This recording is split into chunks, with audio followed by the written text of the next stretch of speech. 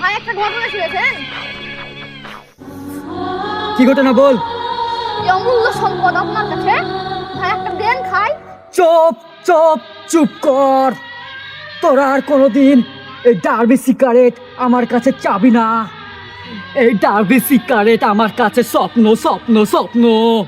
আমার এই স্বপ্নের ডার্বি সিগারেট আমি কিছুদিন আগে খেয়েছি 6 টাকা করে দাম, আর এখন কিনতে যাচ্ছি তো দেখছি যে 8 টাকা করে দাম। আমি মানি না মানি না মানি না। বিশ্বাস করি না, আমি বিশ্বাস করি না, আমি বিশ্বাস করি না। তাও আপনি আমাকে একটা ডার্বি সিগারেট দেন। তোর বিশ্বাসের গোষ্ঠী কিলাই। ও